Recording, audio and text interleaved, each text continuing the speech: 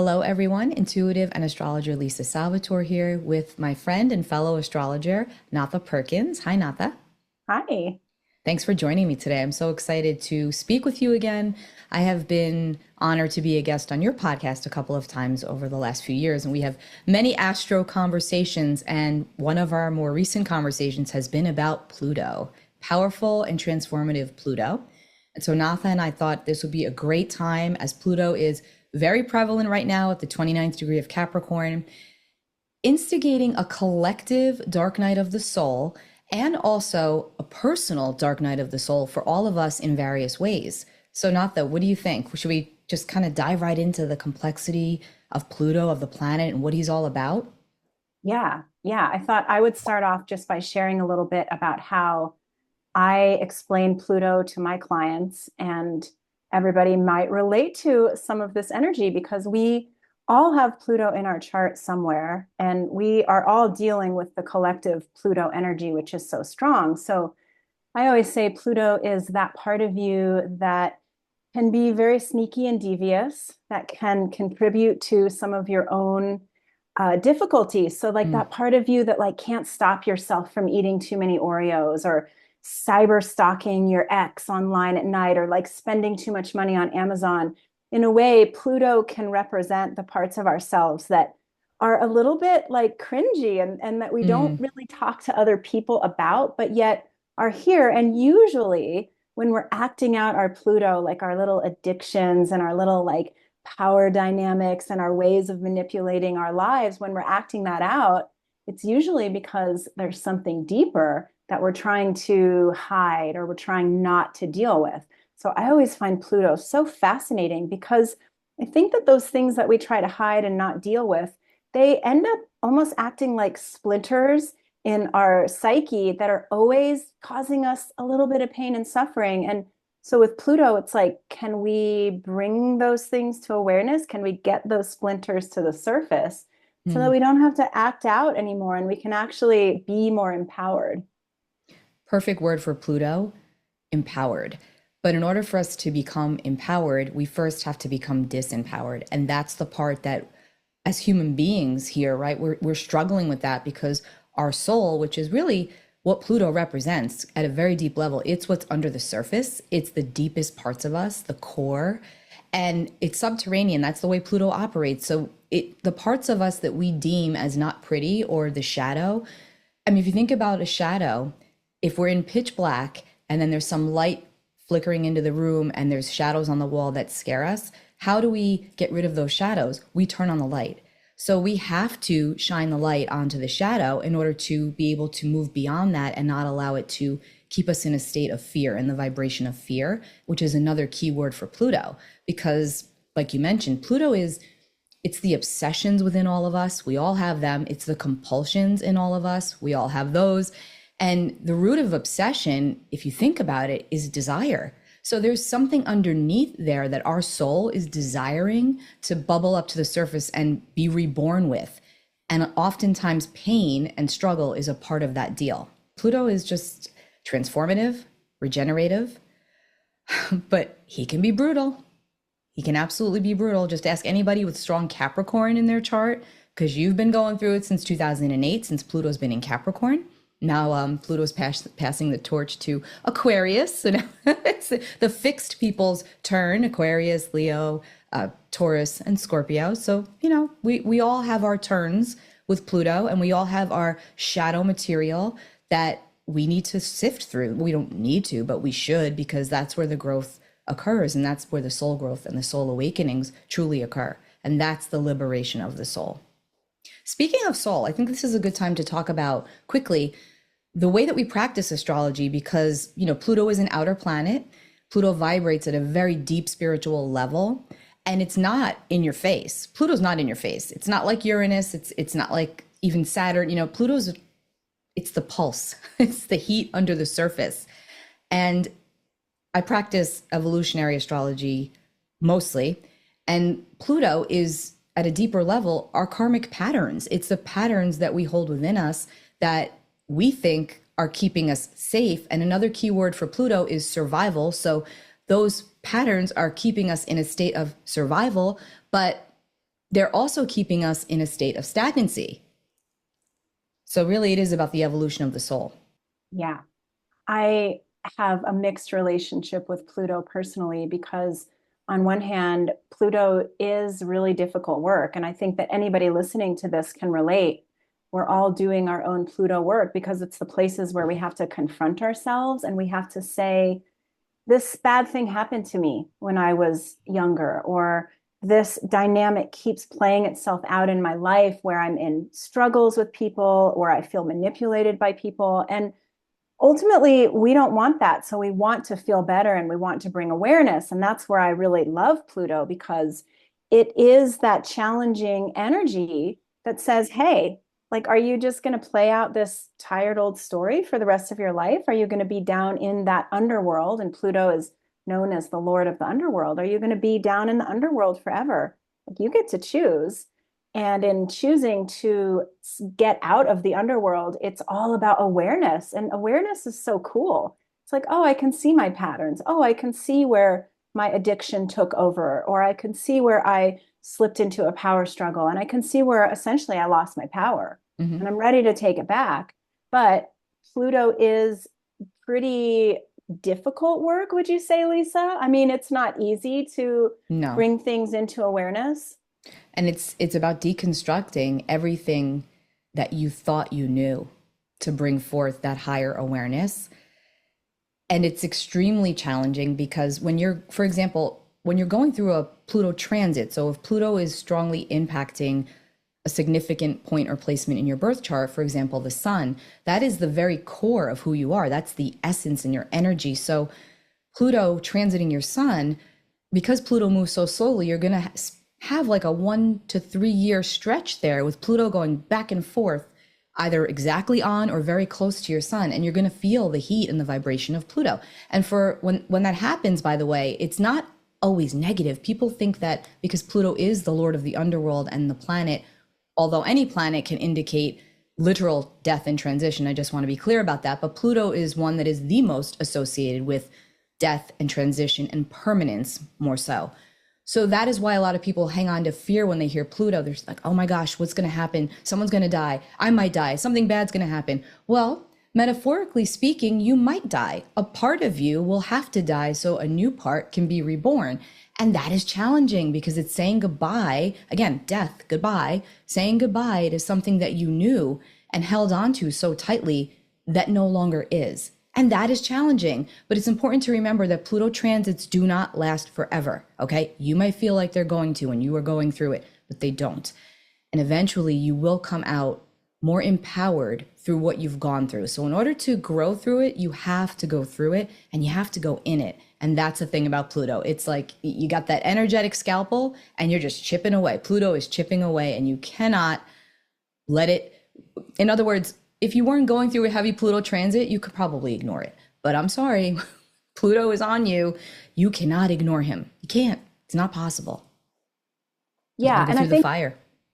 Yeah, and I think that's what we wanted to talk about today is how Pluto feels like it's on all of us because of Hmm. where Pluto is in the sky. It's been hovering back and forth over this 29th degree of Capricorn 3 different times, Hmm. which is more than we're used to having to do a planet going back and forth from sign to sign. And if you're in the US, this is also right around our Pluto return. So we're all being really challenged. And the nature of Pluto and Capricorn is all about authority. And so we look at our relationship to authority in our lives and how that's looked. And we think about how Pluto in many ways represents where we have lost our power. And Hmm. so there's all of these themes coming up for all of us where it's a little bit like nail bitey. Like, Very. oh my God, what is Hmm. going to happen? Who has control? Who's in charge? And if I'm actually going to be in charge, then I'm going to have to really look at some of my own things, the places where, for example, I can't stop eating the Oreos, or I can't stop obsessing about this thing, or I can't stop remembering this thing that happened to me in my past that wounded me. And it's not to say that we bypass those things, but there's something about saying, finally, look, I'm going to take responsibility for my own healing here. And I'm going to figure out what it takes to move past whatever it is inside of me that needs to comfort or needs to feel somehow in a very dysfunctional way safe because I keep remembering that thing or I keep acting out this behavior. So we thought, let's talk about it because we know all of you guys and everybody is going through the same, something similar. Yes. So here we are. Well, quickly, because we can go off on so many tangents, as we know, astrology, like my good friend and fellow astrologer, Crystal B always says, astrology is one big tangent. It really is. And I look at it as just one big onion because every time you peel back a layer, there's many more layers to go through. But we're going to try to keep this as on topic as possible because there's so much we can say about Pluto. But please know that in this video, in this discussion, we are going to be diving into Pluto through the houses in the birth chart. So you might want to, if you don't already know this, you may want to pause this and you may want to go and actually pull up your birth chart. You can do that for free on astro.com. Okay, I'll pop it up on the screen. You can go there, pull up your birth chart. You can see where Pluto, on Astro, it's actually a P, so it's quite easy to identify. And there's a graph underneath that will show you Pluto. It'll say it. So it'll show you which sign Pluto falls in, which again, Pluto's generational. It will show you which sign Pluto falls in, and then also which house, AKA departments of life, that Pluto falls in for you. So you'll already have that so that when you listen to this, you'll be able to, correlate the energies here and how this could have been and has been playing out for you. Also, you can go to my website, lisasalvatore.com. Both of our links will all be linked in the description box below. And I have a free birth chart generator there. You can also pull your chart up there and you can note your placements that way, whichever you prefer. You are also going to want to then look to the part of your birth chart. You don't have to do this, but it's just an extra layer that contains Capricorn, and look at where Pluto has been what we call transiting, moving through for basically the last 2 decades, because that's going to give you a lot of insights into not only what you're here to learn mainly through your Pluto, by your birth chart, by your natal static placement, but then also by where he's been transiting for the last, 12, 13, 14 years. I hope that makes sense. I'm just trying, if that gets lost on you, don't even worry about it. Just move forward with it. But you may want to just know where Pluto has been at the very least for the last, 10 years or so.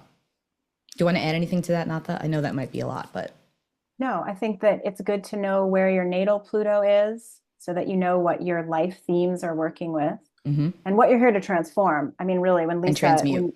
When you said that it was a generational, every generation does get a Pluto sign, and we're all here as a group to transmute these energies and then to understand where Capricorn is in your chart, because Pluto has been transmuting all of those energies around your own personal authority and integrity for the last 15 years.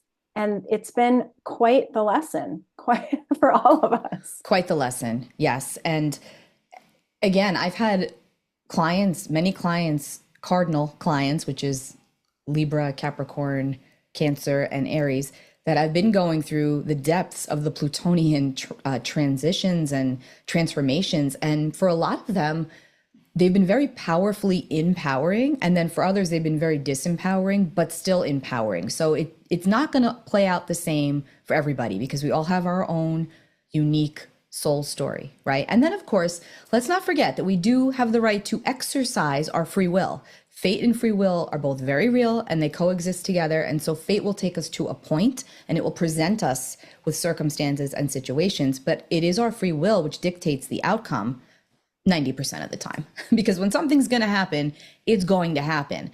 But again, there is always that little piece of the free will wiggle room. Would you agree with that, Natha?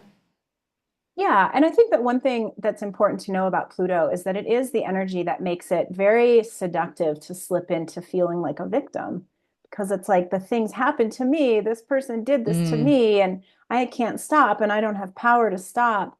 And that is one way to, approach Pluto and Pluto transits, is to be worried because, they're going to be hard. But there is so much more power when you're just on the other side and it's like, okay, yeah, that person did that to me, but here's how I'm going to choose to respond. And I think that that's been a lot of our work, especially over the last 15 years, is how do I respond to situations that feel like they've been foisted upon me or they feel like they're out of my control? How can I respond with my own morals, my own dignity, my own integrity, so that I know that no matter what, I did my very best. And I think that's what we're all playing around with. Yeah. And key word for Pluto that you just said, control and surrender. Because the more we try to control when we're under Pluto, the more we spin out of control, the more we spiral out of control. And that is where, for example, people can actually suffer what we call a Plutonian breakdown because they're trying so hard to control the outcome of something because they don't want it. And when you're under the grips of Pluto, you can't control it. And so I think a big piece of understanding right now is just we have to be in it as the collective and individually. We have to be here. We have to be present. We have to feel it and then deal with it in order to heal it. We have to, because that's the only way, again, the only way out of it is to go through it and to then ascend higher, which is happening tremendously right now on all fronts for everybody. Yeah. I mean, that's what I always talk about on my podcast is this idea that, like, look, here we are as educators, really just helping to show as many people, here's where to look within yourself, using astrology as our guiding tool set. But here's where to look inside of yourself to figure out what is going wrong or what is causing you difficulty, so that you can figure out, I need to heal it. It's like if you had a cut on your hand and it was infected, you would look and you would say, I need to put some ointment on this. So we use astrology as both the discovery, the magnifying glass to figure out what's going on, and then also as the balm to heal. And so that's what we're talking about here today with Pluto. We're saying, here's where to look and here's what to do to heal. Yeah, I love that. The healing balm. It's beautiful.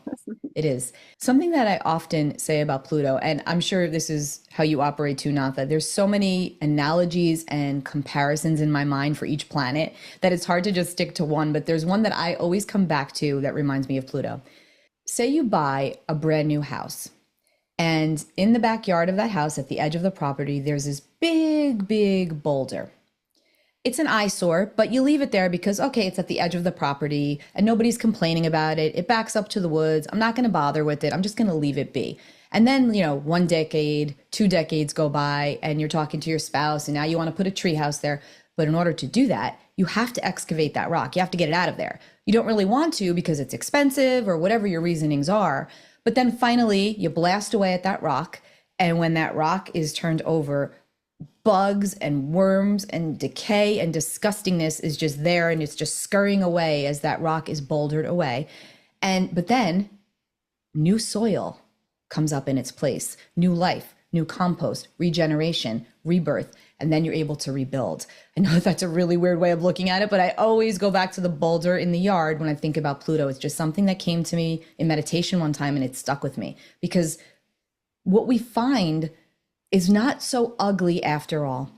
Okay. And it's just not. We think it is because it's the shadow material, the shadow self, which we all have. Okay. So in order to get to that again, in order to get to the shadow and through the shadow, we have to shine the light on it and get ready for the rebirth. Yeah. It's almost like the shadow can be the very scariest part of it. It's that anticipating of like, oh God, it's going to be bad. And I don't, and then you actually shine the light on it and it's like, oh, that is not nearly as scary as I thought. And in fact, usually what we find with Pluto stuff is that we find this like scared inner child. So it's not even a big bad monster. It's like this little inner child that's trying to protect by doing all of this blocking. And then once we can get to that little sweet child, it's like, oh, let me help you. Let me assist you instead of being terrified of you. And then we can work together. It's not so scary when we get down to it. Yeah. Also, we're going to give you some book references and resources at the end of this video, or at some point in this video when we remember to do so. But I want to show you, I have a couple of slides from some of my Pluto teachings, and I want to share them with you, and then we can segue into the houses, okay? One of my favorite quotes regarding Pluto is that the dissolution of the ego is the evolution of the soul. Pluto is an outer planet. It operates at a very deep spiritual level. And we all have our ego. We all have to have our ego. Our ego protects us, but our ego also can work against us and keep us from seeing things as they truly are, out of fear, out of insecurity, whatever it is. But it's when we go through that, that is where the true evolution of the soul happens. And that is a very large part of the metamorphosis of Pluto. Real quickly, and I believe that Nath and I already pretty much touched on all of this, but when we understand our Pluto and why it's significant to understand our Pluto, even at the most basic level, is because this is where we are obsessive and fanatical. It's where we have the potential to be, and we need to recognize that so we can, transcend. It's our deepest emotions where they're recognized and examined. It's our ability to connect deeply to others and experience true intimacy, because Pluto is all about bonding and intimacy as well. It's also a planet very closely linked to sex and secrets. So this is how we understand where we cannot under any circumstances act superficially or nonchalant, because if we're doing that, we're denying a part of ourselves, we're denying our shadow. Now, when we don't understand our Pluto and we're walking around completely unaware, we can unhealthily obsess over situations and relationships over and over and over again, repeatedly. Compulsions keep us stuck, our compulsions and our compulsive behaviors. And then these deep emotions become trapped in the body. And we know what happens with that because the human body is the receptacle. So it's responsible, whatever goes on emotionally, physically, spiritually, it has to come out somewhere, and it's going to come out through the body. It could wreak havoc on the mind, body, and soul. Also, when we're not understanding of our Pluto, we can be very angry, and that anger can be used in a very negative manner to perhaps even inflict pain onto others because we're feeling pain within ourselves. Natha, do you want to add anything to that? No, I think that something that you have in the slide that is so good to remember about Pluto is that a lot of times if you have anger, especially unprocessed anger, because with Pluto themes, we can be wounded and it can kind of sit in our body if we aren't eliminating it. And a lot of times woundedness will generate anger. And anger is something that we use to control other people, that we use to get into power struggles, or that we use to blame them. So we have to look at Pluto and say, sometimes it's because people did us wrong. Sometimes it's because we're doing people wrong. But usually what it comes down to is this unprocessed anger that we all have. And so looking at your anger is a really good way to get into how is, yes, you guys are giving me all this information, but how do I really figure out what Pluto is doing, what that energy of Pluto is doing in my body? Look to where you have anger, because that will give you a very fast clue about where do I store my Plutonian wounds, my dark, my bugs, my muck, my mold. Where do I store that in my body? And usually you can track it right down to where you feel your anger. A lot of times it's in the intestines, right? So you think about what we want to be doing with Pluto, and Pluto rules elimination and things. It rules sex, which we love, the juicy kind of taboo versions of sex. And it also rules pooping. Right. Yeah. It's literally the expelling of waste. Absolutely. Yeah. So where are you storing it? Yeah. And if you think about it karmically, it's about where we need to let go. So that all connects. Something else you said that just reminded me, manipulation, power plays, power dynamics. It's not only about where you feel victimized, but even more importantly, reflecting on where you have the potential to be manipulative. We all do, let's be real. And self-reflection is a true gift. And ignoring or denying or suppressing that side of ourselves, we're only doing a disservice to not only ourselves, but those that we love, because they can't love us in totality if we do not love ourselves in totality. And that means acknowledging that shadow material, because we all have it again. It's also about recognizing where you have the potential to manipulate, whether it's friends, family, situations, to get what you want, or, and sometimes that can be not necessarily in a very destructive way, at least not on the surface, but at a deeper level, it is destructive. It's self-destructive, and it's destructive to others as well. So it's also about raw honesty. Yeah, it's like using any behavior that you notice in yourself that kind of stems from anger that you don't talk about. Because Aries talks about anger, but usually Aries anger is like pretty overt, and you can tell when somebody is flipping you off in traffic, Right. hitting on their horn. That's Aries anger. Right. But Scorpio or Pluto anger is that seething depth of anger that's been pushed down, that is sort of erupting, like coming out the side. Yeah. Where It can be very so, dangerous anger. Yeah. Yeah. And so you can look at that in your own reality and say, where am I like passive aggressive, or where am I like resentful? Because those are all also indications of your Pluto stuff. Absolutely. And let's remember that, especially when it comes to evolutionary astrology, Pluto is a higher octave of Mars, of the planet Mars. And both Mars and Pluto are force, but they are different types of forces. Pluto is more of that subtle force underneath the surface, where Mars is more overt. And Mars is the ruler of Aries and Scorpio. But again, Mars in Scorpio is different than Mars in Aries, like you said. Mars in Aries is direct. They're going to flip you off in traffic. Mars in Scorpio is going to follow you home, watch you go into your house, and then they're going to break in and steal all your crap, or they're going to slash your tires. They're vindictive. It's a little bit different. Now, again, if you have that placement, I'm not saying you're vindictive. We all have that potential anyway. It's just enhanced more in others. Yeah, and I think that's something to just know about astrology when we're using it as an investigative tool, and we're also using it to figure out the remedies, is that if we're really being honest, and that's also associated with Pluto, if we're really being honest with ourselves, especially in this subject matter, we all act out. We all have our things that we have repressed, and we all have our little things that we've done over the course of our lives that have resulted from us not being able to just stand up and say, here's my truth, deal with it. But instead we swallow it and we say, well, I'm mad about that, and I'm going to hold on to that anger, and I'm going to talk to a bunch of other people about that anger, and then I'm going to let it seep out and kind of be passive aggressive, and I'm going to secretly blame you. And this is why we're looking at this archetype, is to say, do you want freedom from that? Yes, we all want freedom from that. Great. Here is such a prime opportunity. It's always here, but this right now, this period of time is such a prime opportunity, because we're finalizing those lessons of Pluto in Capricorn, and Capricorn is that authoritative energy. So if we're saying, I want to be my own authority, I want to take charge, and I want to run this show the way that I think it should be run, great. Let's try to get to the bottom of any of the sketchy little secretive, like, man, I'm going to lash out on you or on that kind of behaviors, because that's not true authority. That is like I don't feel empowered to say what I think, so instead I'm going to drop hints. And we're all like, collectively on this planet, it is so totally time for all of us to just say it like it is and be honest, and not be doing all this subterfuge like we've seen in our own, these authorities that we're supposed to trust. It's like, you guys aren't trustworthy, but the change comes from us becoming trusting of ourselves, of our own way of handling things. Yes.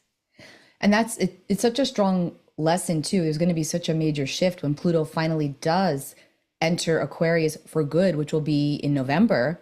So think Pluto receded back into the 29th degree of Capricorn on September 2nd, I believe. And Pluto's at the 29th degree today as we're recording this. And so think of the month of October as a really powerful month to do shadow work and to work with your Plutonian energies, because number one, Scorpio season begins in October and Pluto rules Scorpio. But more than that, Pluto will be at the 29th degree all of October. So it's going to feel like all of these lessons are really ramping up and the heat is on. So you might find that what you've been denying or trying to not look into is only going to get increasingly stronger as these next 6 to 8 weeks progress. So think about it as, okay, well, where's the healing bomb? Where do I need to transform? What might I be holding on to too tightly? Where do I need to let go of some control? Where can I surrender? Think of all these things, really, go deep with it. And I really feel that you will come out that much stronger. And once Pluto moves into Aquarius, in Aquarius, Pluto's more about coming together. It's more about the future and bringing in the new. That doesn't mean it will be perfect, but it's a very different flavor and energy than Pluto and Capricorn. And then it also will enter a new spot in your birth chart, of course, again, depending upon your precise chart, but it will likely enter a new house in your birth chart. And it's going to be an overall totally new flavor and a new energy, which we still need to get to. There's so much to talk about here. I'm just going to go back to the slide so I can keep on track here. Okay. Okay. If you have anything to add to that, Natha, feel free. Okay. Yeah, I'll add one thing, which is Go ahead. that, first of all, look back over really the past 15 years, since late 2008, early 2009. Look at all the places that you discovered over the course of those years that you were giving your power away. And then Mm-hmm. look at how you approach your own power now. And when we're talking about the remedies, we can look at the sign of Taurus. Taurus is a good remedy for Scorpio, where you find that you're acting out the more difficult sides of Scorpio. And Taurus is about being resourced. It's about knowing how to get your needs met. It's about being very strong and very solid and trusting that if there's a problem, you'll solve it. If there's a need, you'll meet it. And I think that's essentially what we're trying to do anytime that we bump up against a real prickly part of our Plutonian selves, is we want to look at the other side and say, but wait, I know how to get what I want. I know how to soothe this wound. I know how to really make this inner child feel safe and secure. So we've all been doing this work. It isn't that you have to do all of your shadow work in these next 3 months. You've been doing the work, but knowing how far you've come is so potent. And then remembering that with Taurus energy, you are large and in charge, and that you can do whatever you need to do. And in fact, you know that you can because you have done it before. You've been doing it for all of these years. And I always like to say, to remind all of us, like, wait, we're already empowered.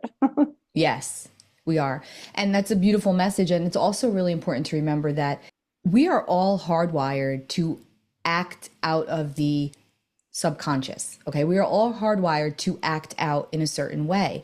And our birth chart is an amazing tool for that spiritual enlightenment and awareness that talks about our soul's predisposition to behave specific ways. But that doesn't mean that you do not have the power, keyword for Pluto, to change that, to transform that. You do not have to be beholden to a negative aspect of yourself or of your chart, or something you deem as such. It's not like that, okay? You have that free will choice, but you have to consciously think, you have to be very conscious with it. Like Carl Jung says, until the unconscious is made conscious, we will let it dictate our lives and we will call it fate. But that is essentially what this is. It's, the more you don't allow yourself to dig in other words, you're just going to be bypassing the gold, the truth, right? Yeah. So again, when we get acquainted with our Pluto, we become acquainted with our shadow. And understanding of our own unique spiritual psychology is a very liberating gift, even and especially the shadow. That's where the work is. That's where the growth is. Yeah. In your birth chart, the placement of Pluto is going to show you, generationally speaking, it represents the evolution of society and how the specific generation is set to change the world. But personally speaking, it's the death and rebirth cycle, metaphorically, that we all experience. It's where we are forced to repeat karmic patterns that seek to break us open emotionally so we can heal psychologically, because Pluto is very closely linked to our psychology. Now, we also will experience a dark night of the soul when we're under Pluto, leading to a massive spiritual shift or spiritual awakening. That's how Pluto operates, and that's what he's here to do for us, to deconstruct, to reconstruct. Yeah, I think that's the thing, is that the Plutonian work can be really hard, but you get this like really juicy like reward at the end, which is that you get to see things. You develop this intimacy with yourself and this ability to have this deep intimacy with others, that when we're acting out our Pluto themes and we're so defended, right? I don't want to feel this, so I'm going to drink this. I don't want to feel this, so I'm going to eat this. I don't want to feel this, so I can whatever. It's like it's not nourishing. Right. But when we get to the point where we can like, ooh, that like intimacy, intensity, that feels really good. That feels really rich. Yeah. Well, he's a lord of the underworld for a reason. Speaking of which, and I think we already mentioned these points, but the origin of Pluto To the Romans, Pluto is the Roman god of the dead, the lord of the underworld. And again, we spoke of how Pluto is a higher octave of the planet Mars, where Mars is our yang energy, our physical will and drive.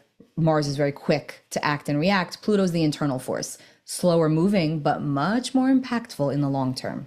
Now, keywords for Pluto, even though we probably already touched on most, if not all of them: renewal, transformation, evolution, rebirth, death, shadow, elimination, unconscious, deconstruct, reconstruct, and we deconstruct to reconstruct, and resurrection. Now, Pluto is intensely deep and picks up on the deepest and hidden parts via the subtlest of vibrations. You think about somebody with strong Scorpio energy, right? On the surface, Plutonian individuals, they will look cool, calm, and collected, but there's a simmering volcano underneath that surface. Always, there's a heat there that if you're tuned in, you see it. If you're tuned in, you notice it. That's how Pluto operates. It's there, okay? It's the pulse. Now, it's where we face power and control and the loss of power and control. One last thing, and then we'll go through the houses. So Pluto, this is the symbol for Pluto. Now, technically, the symbol for Pluto is an orb and a bident, which is the two-pronged instrument. Now, in classical mythology, the bident is a weapon that's associated with Hades, or Pluto, who is the ruler of the underworld. Now, again, the lessons of Pluto is to understand that within us all, there is a shadow, a darkness, and Pluto asks us to get acquainted with it, to die and be reborn time and time again throughout the cycle of life, to let go and to evolve and to transform and to penetrate the depths of experience. Pluto doesn't let up. So it's very important to get to know him, at least in my opinion, right, Natha? Yeah. All right. So we thought that it would be fun to go through the houses. So this, again, is where it's going to be handy for you to know your natal chart, so you can tell where Pluto is natally for you in which house, and the houses are the triangle shapes. And then we're also looking with curiosity, these are some questions that we put together for trying to understand how Pluto in Capricorn has impacted you. Okay, so we'll start off. If Pluto in Capricorn is in your first house, this is the house, as you see, of self-identity, how has Pluto challenged you to see yourself? And how have you redefined your identity and personal power? And I'll just share something personal here, because Pluto has been through my first house for the last 15 years. He ransacked you. Yeah. And what I was reflecting on the other day was how much of a people pleaser I was before this transit. I did everything for everybody. And it came from a part of my heart that felt like, this is good. This is what I want to be doing. This is how I want to be living. But what I have realized over these past 15 years is that I'm a lot stronger than that. And I have a lot of personal boundaries, and I have a lot to say about where I want to put my time and energy. So I can say my first house Pluto transit has been really challenging, but my whole identity and my identity to personal power is like off the charts. I'm a completely different person. Yeah. Do you have anything you want to add, Lisa? Well, I think it's very important and significant, because Pluto in the first house is, it's an angular house. You know, it's the house of the ascendant. It's where the ascendant, it's where we begin. So when you've got something like Pluto moving through that house, if you're somebody who tends to stay in the shadows or under the radar, or you keep things under the radar, Pluto going through that first house is like, no. We're going to have some airtime, because that first house is visible. That's what you wear. Now, obviously you're not wearing Pluto on you, but in a way you are, because it will not let up. It's saying you need to transform the way you are out in the world, because you do not like how people are seeing you as it stands today, because that's not who you are. You're much more empowered. So now it's like, well, hold on. Eventually have to shine the flashlight onto self and realize that the only person who holds the power to be empowered is myself, because the first house is opposite of the seventh, and that's where we give our power to others. So there is still that balancing act there. So it's definitely a major transformation. And anything that goes through that first house is going to always take on a more yang, expressive, outward quality, always. Yeah. Yeah. So all you Capricorn risers. Yes. And then also anybody that has natal Pluto in their first house, you can also ask yourself this same question, because this is your life's work. Yes. So we come to the second house, which is values and finances. And I would imagine that y'all have been through some big stuff when it comes to how you build your resources, what you want to be doing to make money, how you're working with your money, how you're working with your self-confidence, and even your sense of stability, because this is quite the house. We all love Venus things. We all love Mm, second house things. We want more of them. And Pluto comes along and major transformation. yeah. And I also look at the second house as well. I mean, it's the house that's naturally ruled by Taurus, ruled by Venus. And so there's a very earth-based quality to that second house, and it's about what's tangible, and it's about what we value and how it's also our, I think you said this, it's our self-esteem, it's the way we see ourselves. But I also look at the second house as being very, very instrumental in our relationships. You know, it's our relationship to self, of course, but then our relationship to others and how we value ourselves within those relationships. So it's obviously it's a continuation of the first house, literally, and to, you know, spiritually and symbolically, but it's also about how you feel about yourself, you know, how that's changed and how you've learned to honor and value yourself in a different, stronger manner. And if you have not, you know, your self-esteem is likely taking a hit. Yeah. And this is also the house that is directly across from Pluto's house, the eighth house. Yes, So yes. there's a lot of those big themes around who are you giving your power away to Hmm. and how are you going to take it back? Perfectly said. All right. So, third house of communication and thought. This is in many ways about looking at how you intake information and how you allow that information. And this is written information, but it's also just information about your environment, things that you've learned as a child, just the way that you perceive your world. And are you perceiving things in a way that fits, that still works for you? Is it making you feel happy and healthy? Right? And you know, it's interesting because the third house also speaks to our community, you know, like our daily networks and our siblings, for example, our neighbors, our colleagues. And it's funny because sometimes the Pluto transits can be very literal. And I have permission to share anything I share, just so you know, that doesn't involve myself. I never give names, of course, but I'm going to just share this because I have two instances where I can see something very literal that happened while somebody has had Pluto transiting their third house. In one case, a woman literally had to have surgery on her larynx. Now, that's the third house, you know, communication, talking, expression, and she literally had to have an extraction from something in on her larynx. Okay, so that's Pluto. Pluto's, you know, can also be surgical procedures, growths, and things of that nature. And in another instance, I had a client who finally cut off a relationship with a very toxic sibling under the Pluto moving through the third house transit. And then shockingly enough, that same sibling actually passed away. And so literally for her, that third house transit was like from the beginning to the end, just like the literal symbolic death of her sibling and then the actual transition. It was really wild. So there's so many different ways that, you know, a Pluto transit can play out.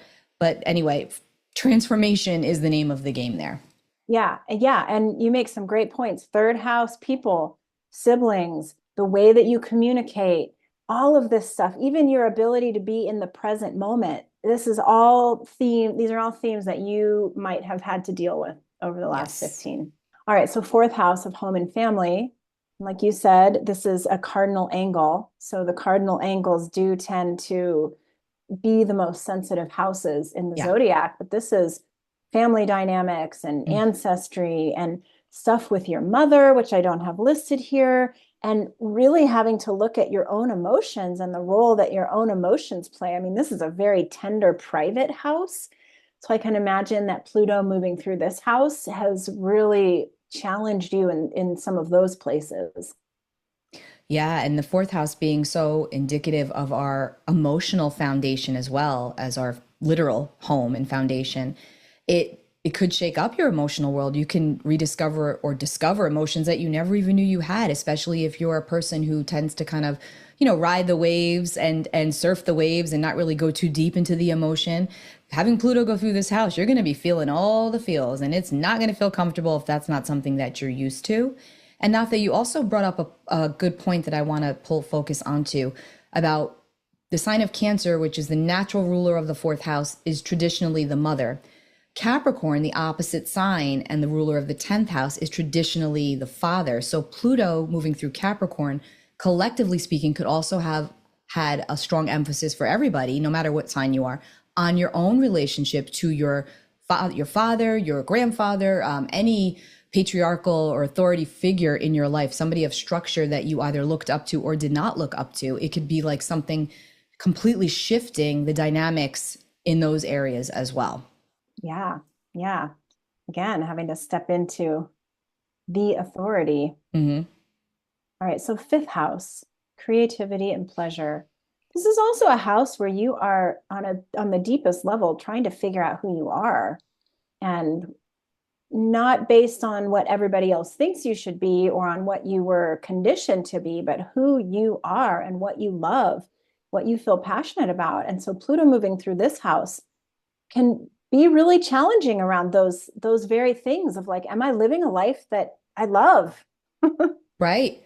Am I having fun? Am I allowing joy into my life? And it could also play out if you have your own children or even grandchildren, but mainly your own children or any children that you're closely connected to.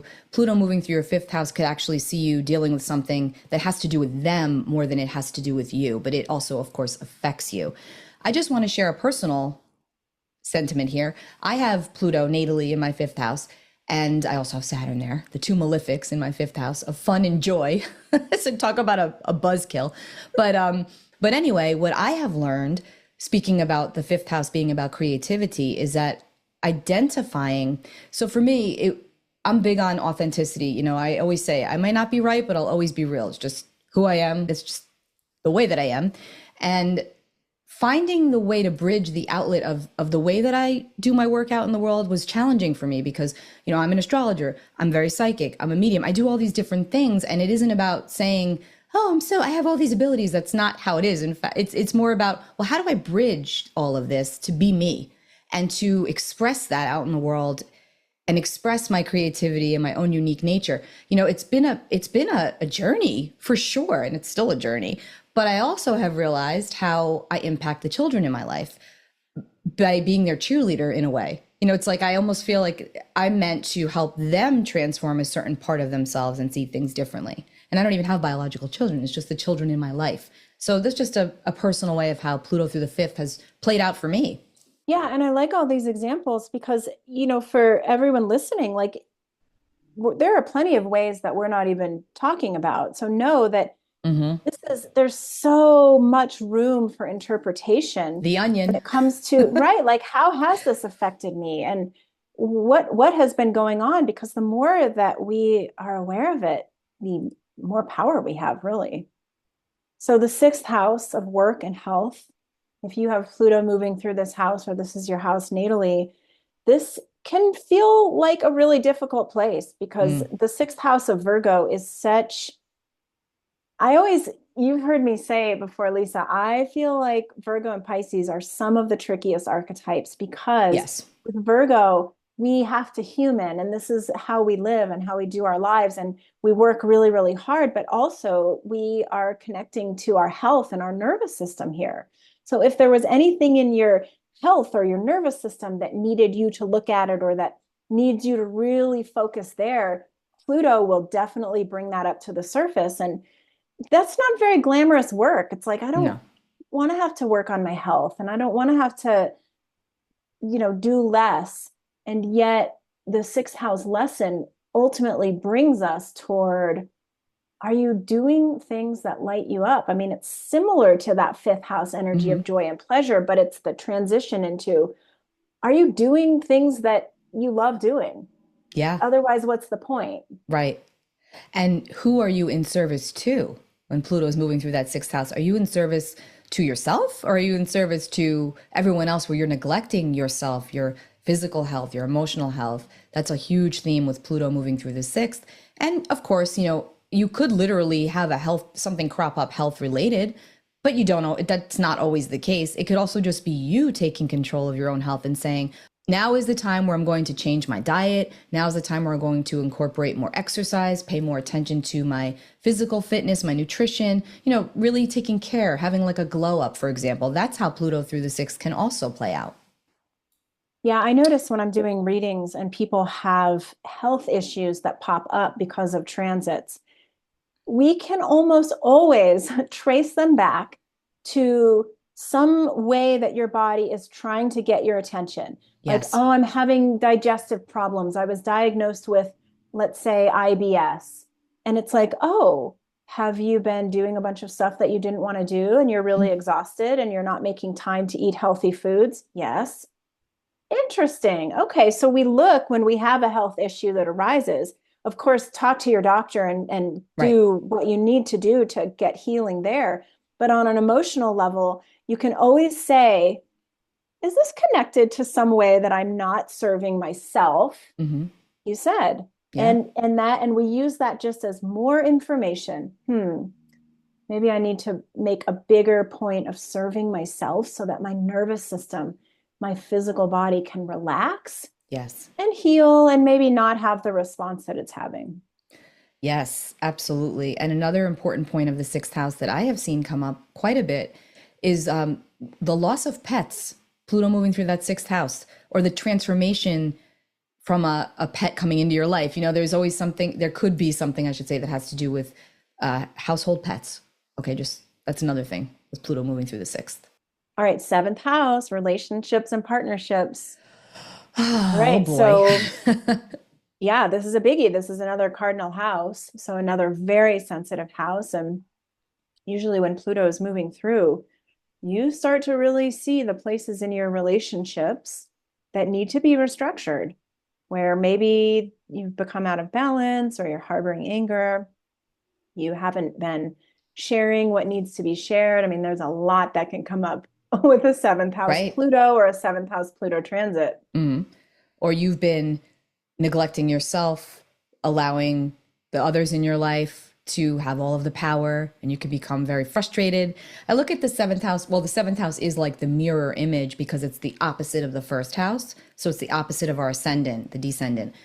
So when we're talking about that, it's also about the way we see ourselves through the partnerships, relationships in our lives. And this is relationships of all kinds. It's not just romantic, marital, it's also business. It can be friends. You know, it's just, again, the restructuring of those relationships and the power dynamics and the reciprocity and balance or lack thereof in those relationships. I've also seen people going through seventh house Pluto transits where their business partner passed away or the business itself died. You know, they closed shop. You know, again, there's something also to say about legal matters falling under the seventh house, anything involving a contract. So it's about rebalancing the scales Yeah, or making letting sure it something feels, die off completely. yeah, yeah, making sure things feel fair and balanced. All right, eighth house. So I always look at Pluto transits through the eighth house as like the deepest of the deep in terms of the psychological work and the trying to understand your own psyche. And in many ways, going back into your past. And it's not that you have to rehash your trauma, but there's something very valuable about seeing what comes up as you're inquiring and the memories that rise up, because sometimes that's all it takes is you just Yeah, have to remember something. Oh, that happened. I right. forgot about that. And then you begin to transform it, because if Pluto is about alchemy, it's about transforming pain and suffering and secrets and mystery and trauma into the light, into the awareness. I mean, Right. we're doing that in a major way with eighth house stuff. And again, I just have to share personally because I've had Pluto transiting this part of my chart for quite some time. And it's funny because I had several things happen, but what I realized was that I was holding on to so much grief that I thought I processed over the passing of somebody from many years ago. I'm talking 2001. And I must have put that away in this little box and I thought I felt through it and moved through it. I went to therapy and everything. And then over the last like 18 months, 24 months, it was hitting me like a ton of bricks out of nowhere.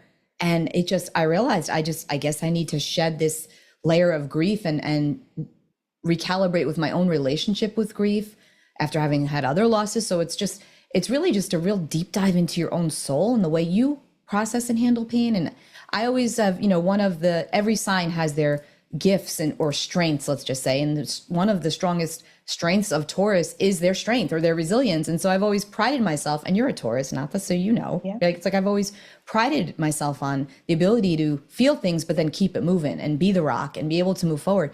But, that rock had to be excavated. And it definitely has been while Pluto's been moving through that eighth house. I will say that. So it is very deep. Yeah. Very Even deep. this whole conversation's been very Pluton, very deep, right? It's like a lot. We're going. A lot. Yeah. So Oh, the and I'm ninth sorry. house. Can I say one other thing about the eighth house? Yep. Oh, wait. Divorce. Don't think if you've got Pluto moving through the eighth house, it means you're getting a divorce. It doesn't mean that. But Pluto moving through the eighth house is also going to deconstruct the way that you share with another in a very deep way, including finances. Okay. So a lot of times I will see legal separations, divorce situations while Pluto's transiting through that eighth house. And then there's other factors that will factor into that. So it's not just that within and of itself, but that's another way that this can play out, the dissolution of the shared resources. I think Shared you said that already. I resources. apologize. Yeah, no, I don't think I did say that, but just to lay it out here, where Taurus is about your resources and the resources that you generate, and the eighth house or Pluto, Scorpio is about the shared resources. And, shared resources are the things that we don't have control over. So that would Right. be money that you had to split up in a divorce, or the taxes that you're having to pay, etc. Ninth house, beliefs and higher learning. This is also about adventuring and the things that you believe to be true. And what's so interesting about the ninth house and this Sagittarius Jupiter archetype is that a lot of us take on these beliefs when we're really young, because that's what we were taught in school or by our family, our religion, our culture. And then we just hold on to them. And that's just what we believe. And ideally, as we get older, we are inquiring in and maybe changing some of our beliefs. And when Pluto is transiting through here, or if you have this natally, that is sort of what you're doing. Is it's challenging, like, do you really believe that still? And it can be pretty deep work in and of itself, because to have to challenge yourself and what you always thought can be very disorienting. And a lot of times realizing, like, not believing this thing anymore actually kind of separates me from my family, my religion, my culture. Right. And yet I have to transcend what I used to believe so that I can face new truths and get to a deeper set of a deeper personal wisdom, rather. Yeah, and this is also such a space of expansion, ruled by Jupiter and Sagittarius. Sagittarius is a sign of truth and a sign that's very much linked and connected to justice. And knowing that we have the ability, we do not have to stay stuck in systems that no longer serve who we are today. And, we're constantly learning, growing, changing, evolving, reshaping, our spiritual beliefs, our political beliefs, whatever it is. And we're allowed to do so because at the end of the day, it's all about truth and authenticity. And we can't be in that vibration if we're holding on to outdated beliefs because we're afraid of what society will think or what our family will think or what our friends will think. So there's a very strong, almost like rebellious quality to the ninth house in a lot of ways that I think often gets overlooked. And I also look at the ninth house as being a very strong space of our dharma, which is our own, the moral code of conduct that we live by. So your spiritual beliefs. So if you've got Pluto moving through that ninth house, really stop and ask yourself, am I living out of my truth? Like, is this me, or am I just doing this for them? Really important. Yeah. Yeah. It's all about meaning. All right. So the 10th house, another cardinal house, another very sensitive house. And this is the house of Capricorn. This is where we want to work to make a name for ourselves. And it's also related to our life's great work. So our mission, what we're here to do and what we aspire to do. And so this is really interesting when Pluto is in this house. And in an equal house system, I have Pluto in my 10th house. And I will say that, like, what it has done for me is it's made work and career very difficult in a way, because I've never been able to just settle into something. I'll do something and I'll love it. And then some energy starts to bubble, and I realize, I can't do this anymore. This is not in alignment. And so we always say this is the house where your career transforms if you have Pluto here, or if Yeah. Pluto is transiting. And I've had a lot of readings lately where people have had Pluto in their 10th, and they're saying, what am I supposed to do? Right. My career isn't working anymore. I Right. need a mission. I need a purpose. Yeah. And it's the death of a part of your persona, also your image, your public image, your reputation, which could literally be like the death of the career, or just the death to a part of your status and a part of who you are, or who you thought you were, right? Yeah.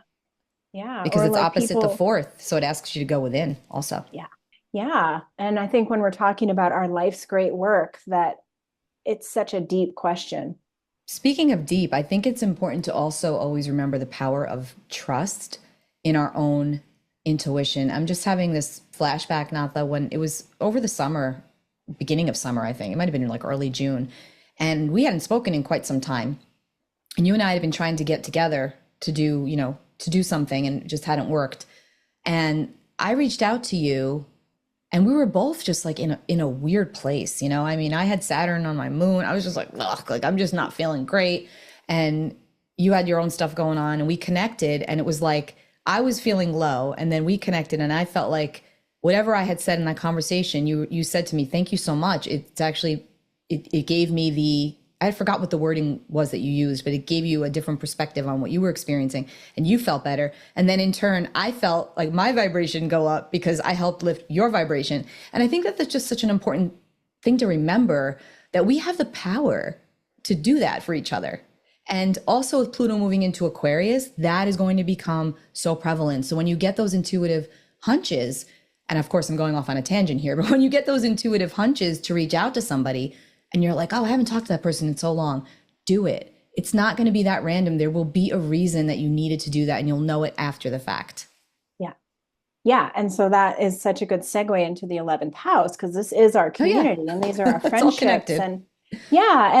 And I'm thinking about that too, Lisa. I remember that phone call. And that's one of the things I love about you, Lisa, is like, we're both astrologers and we both speak the language, and periodically we'll connect and be like, can you look at my chart and tell me what the hell is going on? Yeah, yes. Because it's good to get somebody else's reflection. And it was true. Like after that phone call, you said a few things that totally, like, it was like the fairy godmother came along and dropped me the exact piece of information that I needed. And it was so random.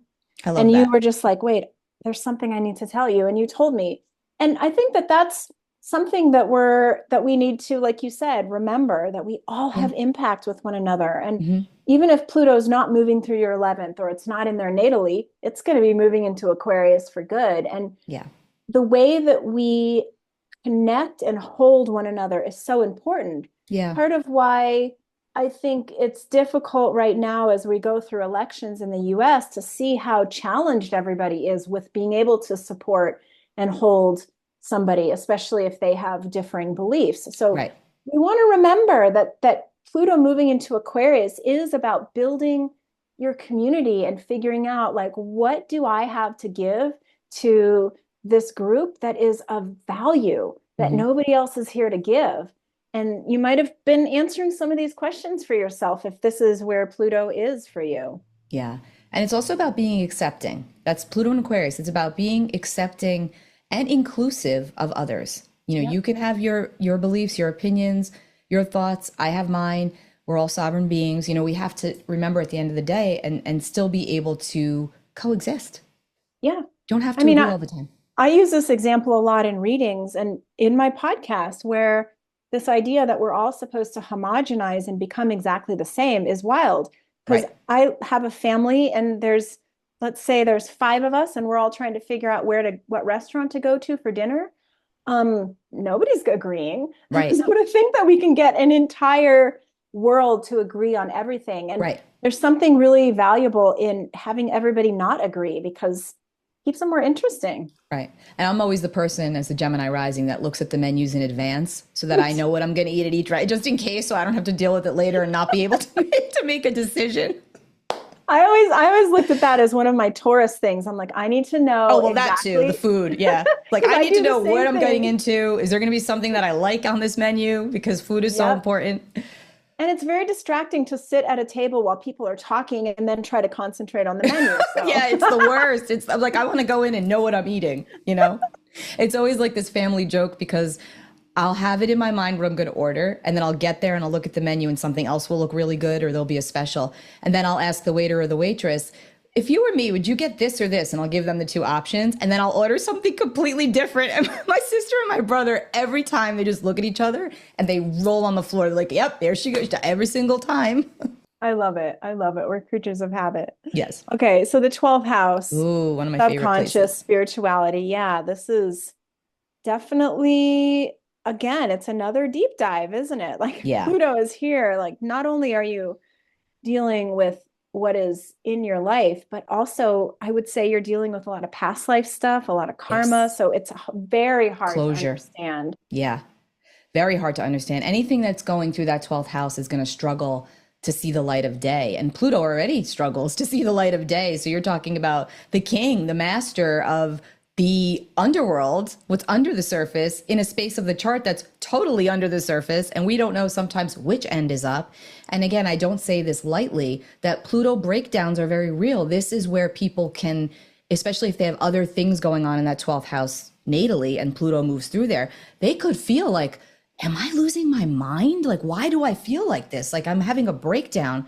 And sometimes they actually do. So it's important to remember that this is transitional.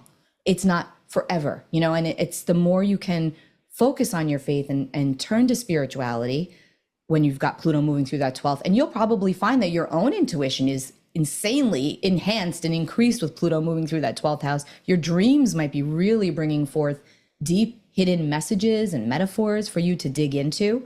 So it's actually a invitation, if you have Pluto moving through here, to work with your own unique intuition and psychology, especially if it's not something you've really ever allowed yourself to explore.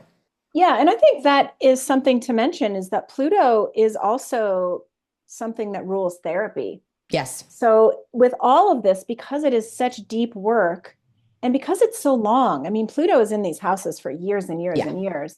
But because we're having to go into the deep, dark depths of our stuff and maybe even some trauma and some stuff that we don't understand, you know, I always say find yourself a good therapist, find Hmm. yourself a support team, you know, get an astrologer and an energy worker and a Yeah. psychotherapist on your team Yep. because when we're looking at mental health and the potential of, you know, falling down the hill here and there, you want to make sure that you're as supported as possible because this is about transformation and bringing awareness. And we want to set ourselves up for success. Yes, absolutely. And knowing too that one of the beautiful things about Pluto moving through the 12th is eventually he moves into your first. So it's like you're starting over. You know, you get to start fresh. You get to put it all really behind you. Pluto's death, let it die so that you can really become transformed and reborn. Yeah, I love it. Okay, so I'm going to bring us back. Can you That was see a me again? very deep conversation.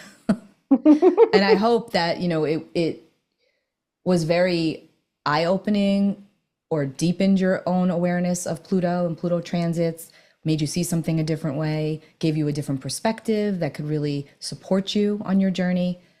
You know, we're all in this lifetime together, right? So that's what we're here to do, is to support ourselves, of course, and support one another. Excellent, excellent book, speaking of the 12th house with Pluto, is Bringing Your Shadow Out of the Dark by Robert Augustus Masters. I've plugged that book so many times. I've read that book so many times. I'll pop it up on the screen. I'll also put it in the description box. Stephen Forrest? Yes, Okay. there's Stephen Forrest's book on Pluto, which is excellent. Stephen Arroyo has a great book on Pluto. Jeffrey Green also has a great book on Pluto. And The Gods of Change by Howard Sasaportis. That's not just about Pluto, that's also about Neptune and Uranus. It's called The Gods of Change. It's an excellent book. And it just really dives into the complexities of how those outer planets work, like, you know, the hands of God or fate, however you want to say it, because so much is out of our control when we're going under those transits.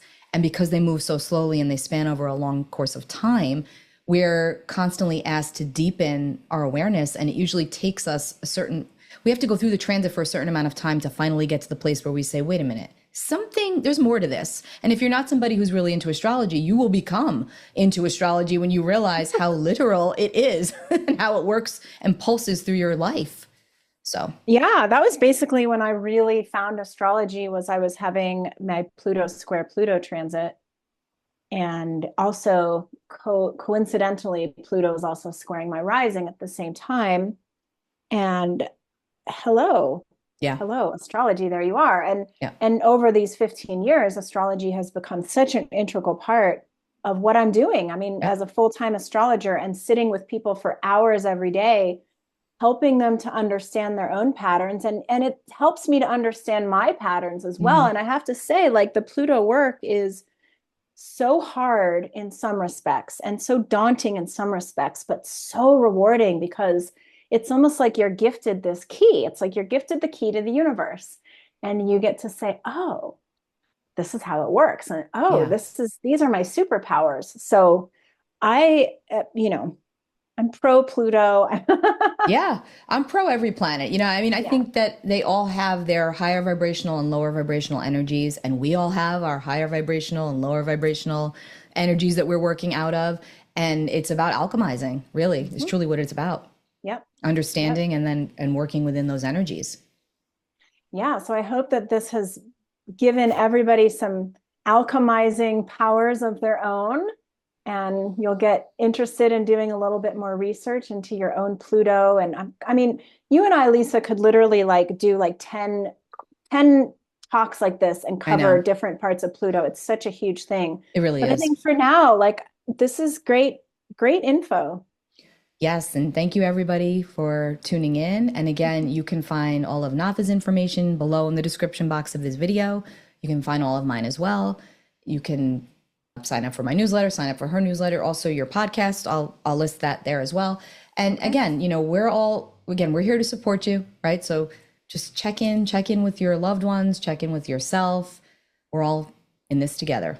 Yeah, we really are. We're all in this together. And you and I happen to have the gift of knowing astrology really well, and happy to share as much of it as possible with as many people as possible. But also, we're doing our own personal work. We're we're in the trenches with you guys. I think sometimes that's forgotten. I really feel like we're not, when you're sitting with people, literally, I talk to people 7 days a week. I think you do as well. I really don't ever have a day where I don't talk to clients. Rarely, but I love it. It's not that, I love it, but you're holding space for whomever it is that you're working with. And then you have to hold space for yourself as well. And that's the part that can sometimes be challenging, right? Because we get so comfortable holding space for others that eventually we're like, whoa, wait a minute. My body's telling me I need to, it's just like me working. I finally took a few days off and ended up catching a really nasty cold and being sick the whole time I was away. It's like, that was my body's way of rebelling and saying, okay, now that you're actually stopping, we're going to mess you up with a nasty cold. I mean, that's what happens. Yeah. I find that a lot of times I'll be doing a reading and I always feel like I'm pulling information from the dynamic field of awareness and totally say something. And I'm like, that's for me. Oh, I need that advice too. Yeah. So, and it's funny because every time I know for myself, every time I overcome a hurdle in my own life, the universe will send me a harem of clients that are going through the exact same thing. I'm like, oh, wait a minute. I now not only have the, astrological and intuitive awareness to guide you, but I have the literal, I just went through this, so now I can apply my wisdom and knowledge and experience to that. And it's really a beautiful evolutionary process, as you go through it. So yeah, I learn a lot just as much from my clients as they learn from me, right? It's an never ending circle. Oh yeah. So a big thank you to all of you as well. Yes, definitely. Gratitude thank you for letting us do what we love and being a part of your journey as well. Okay. Awesome. Well, thank you so much, Lisa. Thanks, Natha, for joining me today. This was great. And we'll hopefully be back. I don't know. It's kind of exhausting for us to get ourselves together with our calendars, but so this just worked out really well after the fourth try of trying to get ourselves to do it. You and I have so much Pisces and Gemini that it can literally take months to get it together, and then we get it together, and it's great. But I love that too because there's a deep understanding there. Oh, I'm sorry. I know I said that would work, but yeah, it's not going to work. 10 other things came up. So But it happens when it's meant to. I trust that. Exactly. I Yeah. trust that too. Okay. Well, much love to everybody. Thank you for tuning in. Thank you, Natha. And hopefully we'll see you all soon with another Yeah. deep dive into maybe Saturn. Who knows? Maybe that's coming up next. Let us know what you want. Yes. Oh, yeah. Good. In the comments, let us know what you'd like to hear more about. Okay. Bye. All right. Bye.